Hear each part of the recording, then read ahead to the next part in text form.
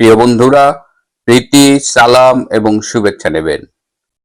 অবশেষে সব জল্পনা কল্পনার অবসান ঘটিয়ে আজকে 22শে অক্টোবর বুধবার সকালে সেনাবাহিনীর যাদের বিরুদ্ধে এই গুম এবং অন্যান্য নির্যাতন, খুন এই অভিযোগ ছিল, তাদের মধ্যে 14 জন সেনা কর্মকর্তা যারা বর্তমানে চাকরিতে রয়েছেন তাদের হাজির করা হয়েছিল আন্তর্জাতিক অপরাধ ট্রাইব্যুনালে, আইসিটিতে। তাদের বিচারের টাইমটা নিয়ে কিন্তু কাল থেকে অনেক কিছু আমরা শুনছিলাম। প্রথমত যে তাদের আদৌ হাজির করা হবে কিনা, যদি হাজির করা হয় তাদের কে নিয়ে আসবে, তারা কি সেনাবাহিনীর তত্ত্বাবধানে আসবে নাকি পুলিশের তত্ত্বাবধানে আসবে, এসব নানান কথা হচ্ছিল। তো কালকে ক্যান্টনমেন্ট থেকে আমি নিয়মিত আপডেট পাচ্ছিলাম। প্রথমে শুনলাম যে আজকে তাদের হাজিরা দেওয়া লাগবে না। কেন লাগবে না? কারণ তাদের পক্ষের আইনজীবীরা এই অধ্যাদেশের, এই যে নতুন অধ্যাদেশ করে আইসিটি অ্যাক্ট যে চেঞ্জ করেছে, তারা যে অ্যাড করেছেন, এই সেইগুলোকে চ্যালেঞ্জ করা হবে এবং এই রিটের শুনানি না হওয়া পর্যন্ত তাদের আদালতে হাজিরা দিতে হবে না। এটা কিন্তু কালকে বিকেলের দিকের কথা, দুপুরের পরের কথা। তারপরে হঠাৎ করে শুনলাম যে কালকে রাতেই তাদের এই ট্রাইব্যুনালের কাছে হ্যান্ডওভার করা হবে। আর এদিকে ভিডিও কনফারেন্সের মাধ্যমে অ্যাপিয়ারেন্স, এটা অনেক আগে শোনা গেলেও কালকে আর শুনিনি। আবার রাতে শুনলাম যে তাদের আজকে নিয়ে যাওয়া হবে আইসিটিতে এবং আইসিটিতে গেলে তাদের জামিন দেওয়া হবে, এরকম একটা কথাও কিন্তু কালকে আমরা শুনেছি। যারা আটক ছিলেন, এই অফিসার্স মেসে যারা ছিলেন, তাদের কিন্তু বলা হয়েছে যে তোমরা যাও, তোমাদের গেলে হাজিরা দিলেই তোমাদের জামিন দেওয়া হবে। এরকম নানান ইনফরমেশন কিন্তু তাদের কাছে দেওয়া হয়েছে, এই সেনাবাহিনীর বিভিন্ন পক্ষ থেকেই দেওয়া হয়েছে, অথরিটির পক্ষ থেকেই। এই যে কথাগুলো বললাম, সম্ভাবনার কথাগুলো বললাম, এই সবগুলোই অথরিটির পক্ষ থেকে যারা যে 14 জন ভেতরে ছিলেন অফিসার্স মেসে, তাদের সবাইকে এই ইনফরমেশন গুলো দেওয়া হয়েছে। যে প্রশ্নগুলো একদম শুরু থেকেই ছিল যে অ্যারেস্ট ওয়ারেন্ট না বেরোতেই সবাইকে ডেকে এই আর্মি অফিসার্স মেসে কনফাইন করলেন এবং সবাই বলেছেন যে এটা কিন্তু সেনাবাহিনীর ইতিহাসে একসাথে এতগুলো অফিসার এভাবে সিভিল কোর্টে হাজিরা দেননি, এইভাবে একদম চার্জশিট গঠন হয়েছে। এটা খুব রেয়ার একটা ঘটনা এবং এটা সেনাবাহিনীর ইতিহাসে একটা কলঙ্কজনক দিন হিসেবে লেখা থাকবে। তো এটা নিয়ে জেনারেল ওয়াকার, যিনি সেনাপ্রধান, তিনি বারবার আমাদের কাছে বিভিন্ন নাটকের চরিত্রে এসেছেন। একবার বলেছেন যে আমি সবার কাছে গিয়ে বলছি, কেউ আমার কথা শুনছে না।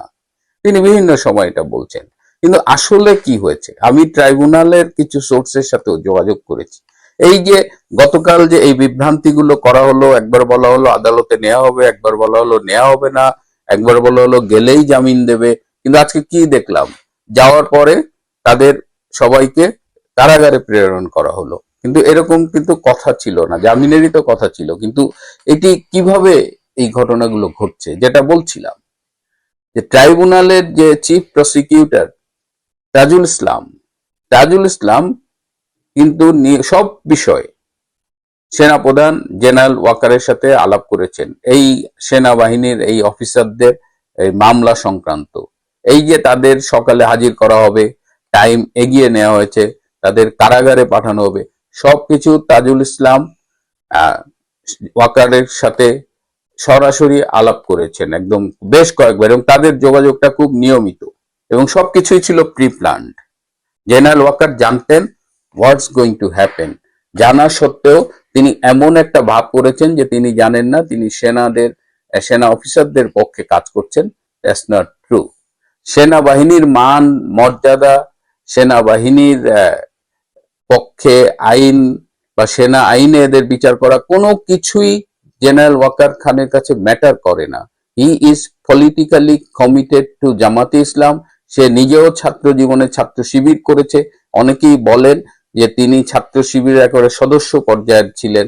যারা শপথ করে এবং পার্টির জন্য যা কিছু করতে পারে। সুতরাং আজকে জেনারেল ওয়াকারের কাছে মুখ্য হলো যে জামাত ইসলামীকে যে কোনোভাবে ক্ষমতায় আনা, এবং যেহেতু এই মামলার বাদী হলো জামাতের যুদ্ধ অপরাধী গোলাম আজমের পুত্র, আর্মি থেকে বরখাস্তকৃত ব্রিগেডিয়ার আজমি, এবং যে আজমি জেনারেল ওয়াকারের সাথে খুবই ঘনিষ্ঠ ছিল, যেটি তারা মানে আজমি এটা বারবার বলেছেন। সুতরাং সবই একটা পাতানো গেম, কিন্তু সেনাবাহিনীর কাছে নিজের একটা ফেক ইমেজ ক্রিয়েট তিনি করতে যাচ্ছেন, এটা বলে যে আই হ্যাভ ট্রাইড এভরিথিং। কালকে বরং সেনাবাহিনীর কয়েকজন বিএনপির কাছে অনুরোধ করেছিল যে ডক্টর ইউনূসের কাছে গিয়ে এই যে সেনাবাহিনীকে অসম্মান করা হবে, অপমান করা হবে, সেনাবাহিনীর এইভাবে সবার সামনে জেলে নিয়ে মানে আদালতে নিবে, সেখান থেকে কারাগারে নিবে, তাদের রিকোয়েস্ট করেছিল বিএনপি যেহেতু ক্যান্টনমেন্টে জন্ম নেওয়া একটা দল, বিএনপির প্রতিষ্ঠাতা একজন সেনা প্রধান ছিলেন জেনারেল জিয়াউর রহমান, সুতরাং তারা যেন ডক্টর ইউনূসের কাছে গিয়ে এই বিষয়ে একটা কিছু করে। এবং সেই অনুযায়ী আপনারা দেখেছেন গতকাল বিএনপির মহাসচিব মির্জা ফখরুল আলমগীর, আমির খসরু এবং সালাউদ্দিন আহমেদ তিনজন গিয়েছিলেন। আমরা সচরাচর কোনো মিটিং এ এই তিন ধারার তিনজনকে একসাথে বিএনপির প্রতিনিধিত্ব করতে দেখি না, কিন্তু কালকে আর্মির অনুরোধে তারা গিয়েছিলেন। তারা মিডিয়ায় দেখেছি তারা বলেছেন ইন্টারিম গভর্নমেন্টকে কেয়ারটেকার গভর্নমেন্ট হয়ে নির্বাচন পরিচালনা করতে হবে, অনেক কিছু এসব আমরা শুনেছি, কিন্তু যেটা শুনিনি সেটা হলো তারা অনুরোধ করেছেন যে এইভাবে সেনাবাহিনীকে যদি বিচারের মুখোমুখি করা হয় সিভিল আইনে, তাহলে ভবিষ্যতে যে কোনো সরকারের পক্ষে এই সেনাবাহিনীকে দিয়ে কাজ করানো সমস্যা হয়ে যাবে। এবং তারা অনুরোধ করেছিলেন ডক্টর ইউনূসের কাছে যেন এই এই হাজিরা এই বিষয়গুলো যেন ভালোভাবে হ্যান্ডেল করা হয়। কিন্তু ডক্টর ইউনূস কথা রাখেননি, কারণ ডক্টর ইউনূস এবং জেনারেল ওয়াকার এদের গোড়া কিন্তু একই জায়গায়, দুইজনই জামাতকে ক্ষমতায় চায়। বিএনপি, আমি জানি না তারা বুঝতে পারছে কিনা, বিএনপি কে কিন্তু নির্বাচনের টোপ দেওয়া হচ্ছে, এবং এখন বিএনপিও বুঝতে পারছে যে নির্বাচন হবে কিনা। সাবেক সেনাপ্রধান আইকেবি ইকবাল করিম ভুইয়া বলছেন যে 1 থেকে 2 বছর কেয়ারটেকার গভর্নমেন্ট থাকবে, এটা কিন্তু এমনি এমনি বলেননি, তিনি এটা দেখে এটা বাজারে ছেড়ে একটা বাজার অ্যাসেস করছেন। সো বিএনপি কে নির্বাচনের মূলা ঝুলিয়ে পরিস্থিতি এমন ভাবে ক্রিয়েট করতে চাচ্ছেন ইউনূস সাহেব এবং জামাত ওয়াকার এরা মিলে, যাতে নির্বাচনটা না হয়। এবং নির্বাচন না হলে, যে জামাত তো এখন ক্ষমতা ভোগ করছে, জামাতই সরকার চালাচ্ছে, আর নির্বাচন হলেও যদি হয় তাহলে জামাত ক্ষমতায় যাতে আসতে পারে সেই জন্য ওয়াকার এবং ইউনূস চেষ্টা করছে। সুতরাং বিএনপির ক্ষমতায় যাওয়ার সম্ভাবনা খুব কম, কিন্তু বিএনপি এখন আবার ইউনূসকে টোপ দিচ্ছে যে বিএনপি ক্ষমতায় গেলে তারা ডক্টর ইউনূসকে আহ পর্যাপ্ত সম্মান দেখাবে, মানে তার তিনি একজন গুণী মানুষ, তাকে কিছু একটা দেবে, কিন্তু খেলাটা অন্য জায়গায় আর কি। তো এইটা হলো, এই যে বললাম যে নির্বাচন হবে কি হবে না, এটা হলো ডক্টর ইউনূসদের ক্যালকুলেশন। আমি কিন্তু আওয়ামী লীগ এবং অন্যান্য রাজনৈতিক শক্তির কথা এখানে আলাপ করছি না। আমি এখানে আবার ফিরে আসি সেনাবাহিনীকে নিয়ে।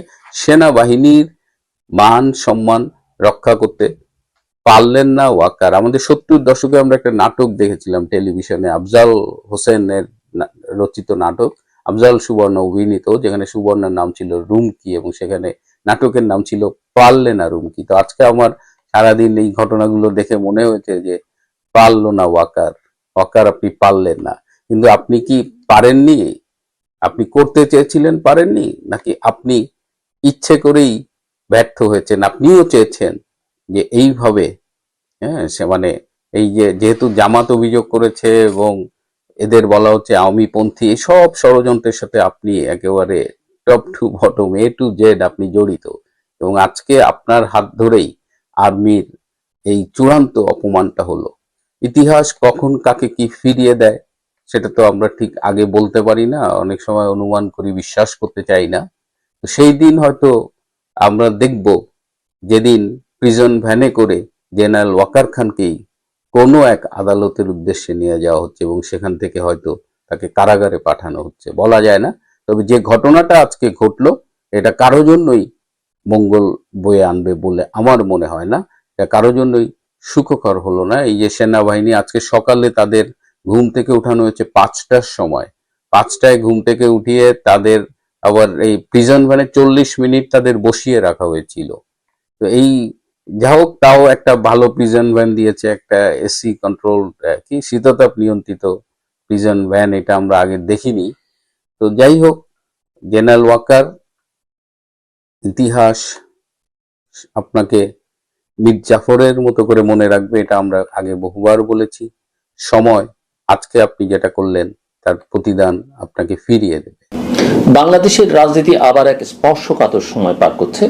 সামনে নির্বাচন, চারদিকে অবিশ্বাস, আর মাঝখানে আছে রাষ্ট্রের দায়িত্ব। সব পক্ষকে নিয়ে একটা গ্রহণযোগ্য পথ বের করা। এই মুহূর্তে প্রধান উপদেষ্টা ডক্টর মোহাম্মদ ইউনূস ধারাবাহিক সংলাপে বসছেন বিভিন্ন রাজনৈতিক দলের সঙ্গে, বিএনপির সঙ্গে, এনসিপির সঙ্গে, জামায়াত ইসলামী সঙ্গে এবং অন্যান্য বিভিন্ন দলের প্রতিনিধিদের সঙ্গে আলোচনার যে খবর, তাতে বোঝা যায় কথার দরজা খোলা রাখতে সরকার সচেষ্ট। একই সঙ্গে প্রশাসনিক রদবদল, জেলা প্রশাসক নিয়োগের মানদণ্ড, আইন শৃঙ্খলা রক্ষা, এসব বিষয়ে আশ্বাস এসছে। আস্থার সংকট কাটাতে এই উদ্যোগগুলোকে দ্রুত, স্বচ্ছ এবং নথিভুক্ত সিদ্ধান্তের রূপে আনা খুব জরুরি। বিএনপি যে বিষয়গুলো তুলেছে প্রধান উপদেষ্টার সঙ্গে বৈঠকে, নির্বাচনকে নিরপেক্ষ করতে অন্তর্বর্তী সরকারকে কার্যত তত্ত্বাবধায়ক সরকার রূপে চালানো, বিতর্কিত কর্মকর্তাদের নির্বাচন দায়িত্ব থেকে সরানো, প্রশাসনের যোগ্য ও নিরপেক্ষ কর্মকর্তাদের পদায়ন, পুলিশে নিয়োগ পদোন্নতিতে পক্ষপাত বন্ধ, এসব দাবির কেন্দ্রে আছে আস্থার প্রশ্ন। প্রধান উপদেষ্টা বলেছেন, জনপ্রশাসনের রদবদল তার তত্ত্বাবধানে হবে এবং যোগ্যতার ভিত্তিতে পদায়ন করা হবে। এটি প্রতিশ্রুতির জায়গা। আস্থায় রূপ নেবে তখনই যখন তার প্রক্রিয়া ও টাইমলাইন প্রকাশ করা হবে, সিদ্ধান্তগুলো অনলাইনে দেখা যাবে এবং রাজনৈতিক দলগুলো তা যাচাই করতে পারবে। সংলাপে আরেকটি পরীক্ষাও আছে, কথা থেকে ফল বের করা। প্রতিটি বৈঠকের শেষে দু ধরনের তথ্য দেশবাসী জানতে চায়: কোথায় ন্যূনতম একমত হয়েছে আর কোথায় মতভেদ রয়ে গেছে। উদাহরণ হিসেবে বলা যায়, ভোট কেন্দ্রে অবাধ পর্যবেক্ষণের নিয়ম, মিডিয়ার প্রবেশাধিকার, প্রিজাইডিং অফিসার ও আইন শৃঙ্খলা বাহিনীর মোতায়েনের মানদণ্ড, প্রার্থীদের প্রচারণা নিয়মে সবার জন্য সমান সুযোগ, এসব বিষয়ে দ্রুত ঘোষণাই আস্থার মজবুত ভিত্তি তৈরি করতে পারে। মতানৈক্যের জায়গাগুলোতেও যদি খোলা আলোচনার পদ্ধতি নির্ধারণ হয়, যেমন জনমত গ্রহণ, বিশেষজ্ঞ মতামত বা সংসদীয় আকারে শুনানি, তাহলে অবিশ্বাসের মাত্রাটা অনেকখানি কমবে। আইনের শাসনের খবরে মানুষের চোখ আটকাচ্ছে। আন্তর্জাতিক অপরাধ ট্রাইব্যুনালে মানবতা বিরোধী অপরাধের মামলায় 15 জন সেনা কর্মকর্তাকে হাজির করা, পরে ক্যান্টনমেন্টের ঘোষিত সাব জেলে পাঠানো। এটি একদিকে বার্তা দেয় আইনের আগে সবাই সমান, অন্যদিকে সমান জরুরি বার্তা সেটা হলো ন্যায্য বিচারের সব মৌলিক মান মেনে চলা। অভিযুক্তদের আইনজীবীর সঙ্গে যোগাযোগ, আদালতে নিজেকে প্রমাণের সুযোগ, আটক অবস্থায় চিকিৎসা, সাক্ষী সুরক্ষা, এসব বিষয় যত নিখুঁতভাবে মানা হবে, বিচার প্রক্রিয়ার নৈতিক শক্তি ততই বাড়বে। এতে বাহিনী রাষ্ট্র সম্পর্ক নিয়ে যে গুজব তৈরি হতে পারে সেটিও প্রশমিত হয়।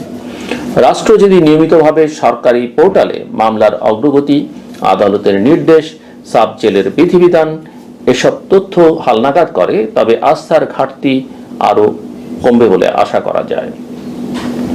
এই সময়ে পররাষ্ট্রনীতির বার্তাও স্পষ্ট রাখা দরকার।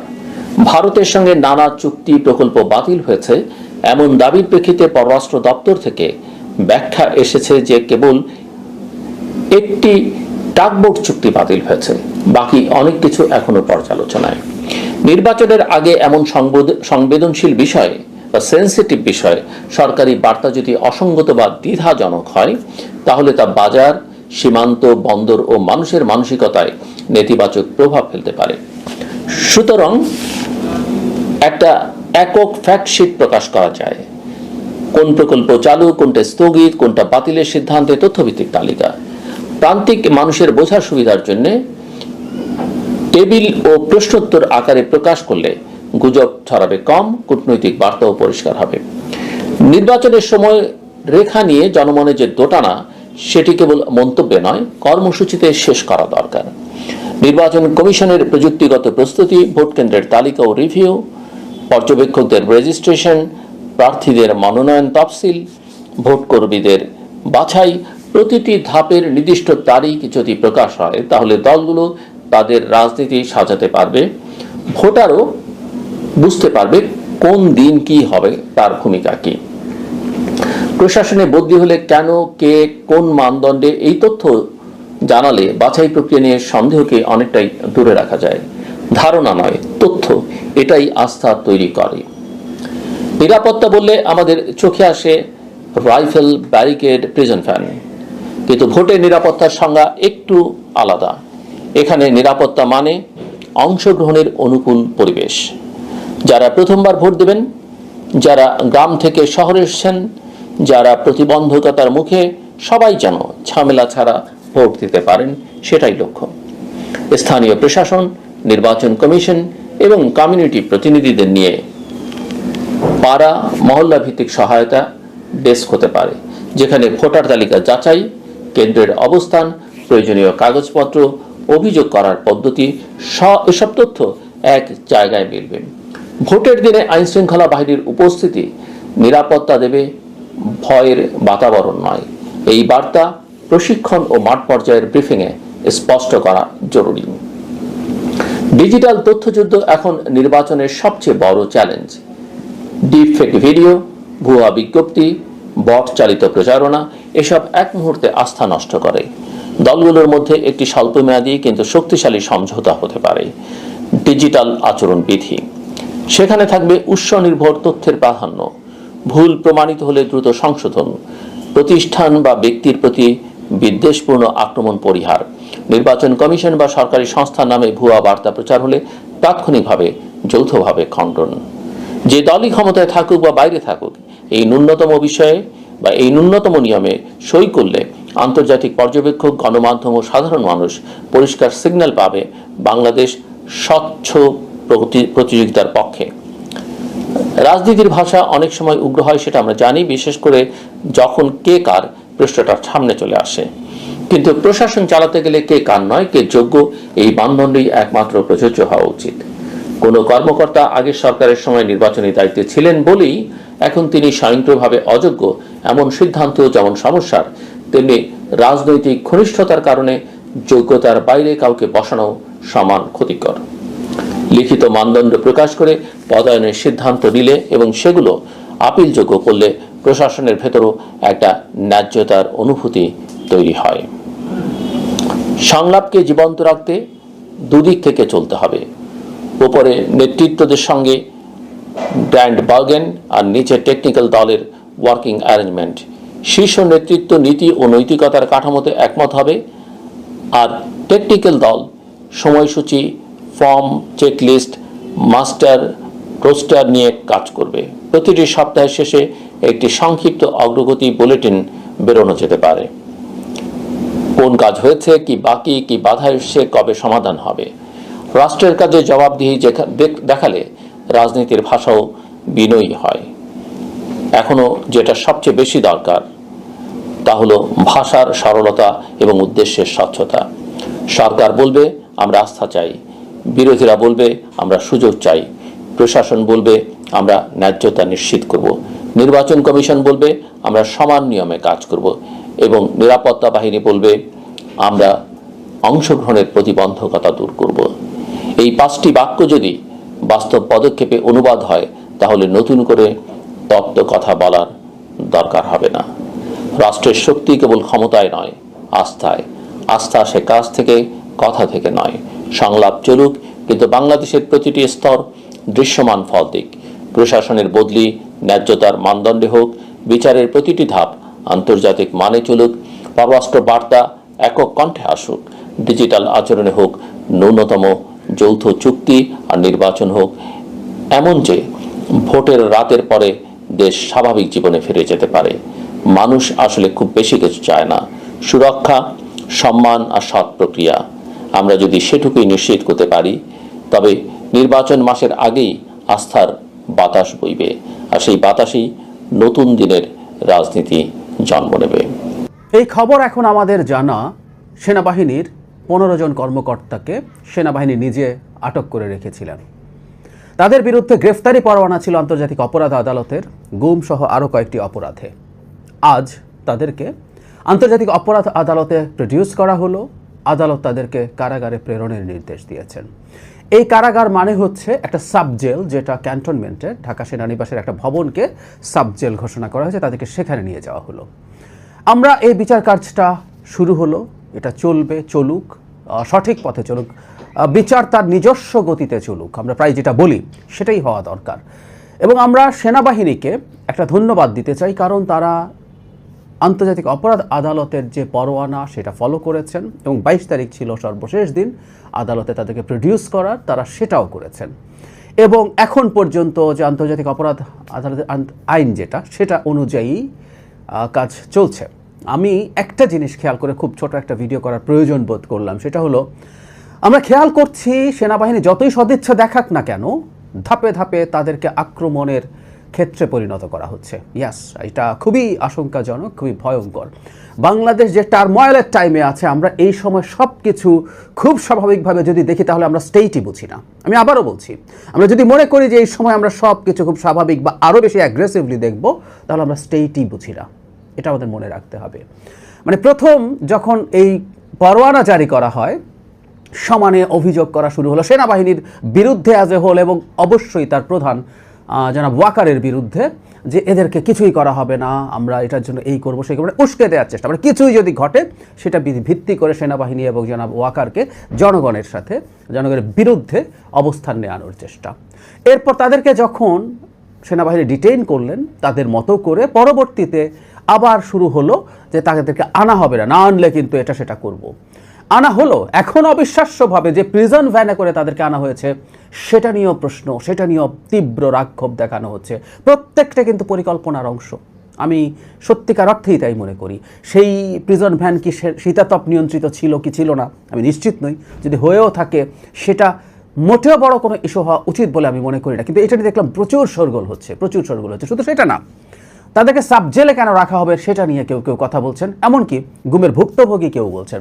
একটা কথা একটু মনে রাখা দরকার, গুমের যারা ভুক্তভোগী আছেন তাদের প্রতি সহানুভূতি রেখে আমরা বলবো, তাদের ব্যক্তিগত ক্ষোভ রাগ কিন্তু আছে। এটা স্বাভাবিক না, এটা অস্বাভাবিক না, এটা স্বাভাবিক, এটা থাকতেই পারে।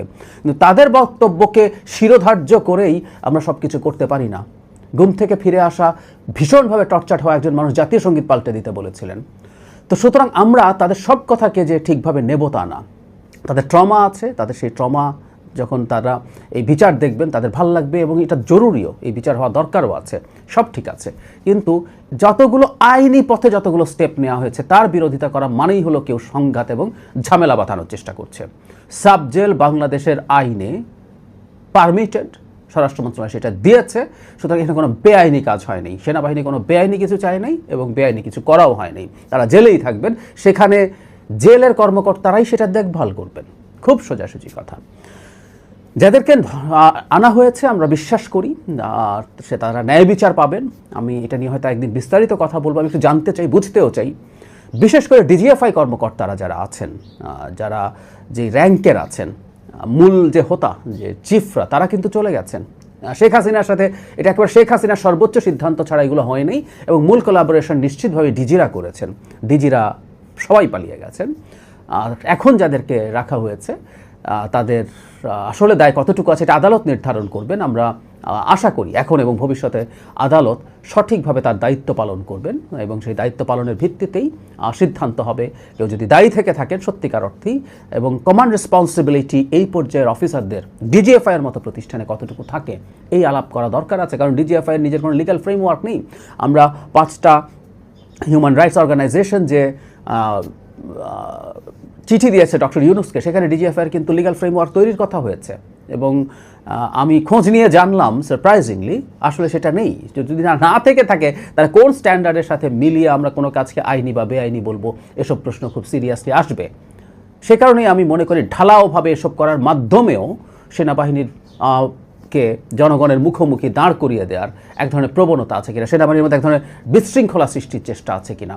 বাংলাদেশের ভালনারেবল টাইমে সেনাবাহিনীর মতো সবচেয়ে সুশৃঙ্খল একটা বাহিনী এবং এই মুহূর্তে সবচেয়ে গুরুত্বপূর্ণ বাহিনীটাকে এই ধরনের বিশৃঙ্খলার মধ্যে নিয়ে গেলে কার লাভ হতে পারে আমরা বুঝতে পারি।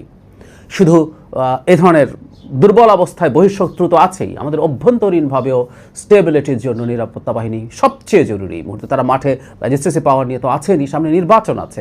সুতরাং এই সব কিছুকে সামনে রেখে সেনাবাহিনীকে কোনো না কোনোভাবে চাপে ফেলে এক ধরনের বিশৃঙ্খলা তৈরির চেষ্টা করে, জনগণের শত্রুতে পরিণত করার চেষ্টা করে যেসব হচ্ছে, এগুলো আখেরে আমাদের জন্য ভালো হবে না।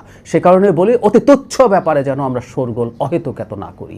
ওনারা কোন প্রিজন ভ্যানে গেছেন, কোন সাব জেলে থাকবেন, সাব জেলে কেন থাকবেন, কেন অন্য জেলে থাকবেন না, এই আলাপগুলো করে আসলে সেই নেকড়ে যে ভেড়ার বাচ্চাকে খাবে সেই গল্প স্মরণ করিয়ে দেয়।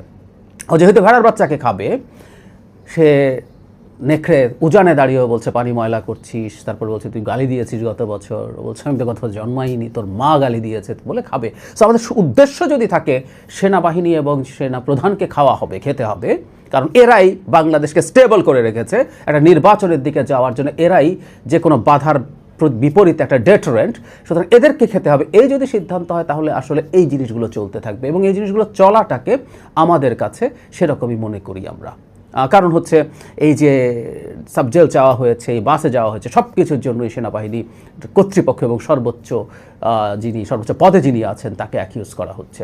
আমরা এইগুলো থেকে সরে আসি, তারা ফাঁদে যেন পা না দেই।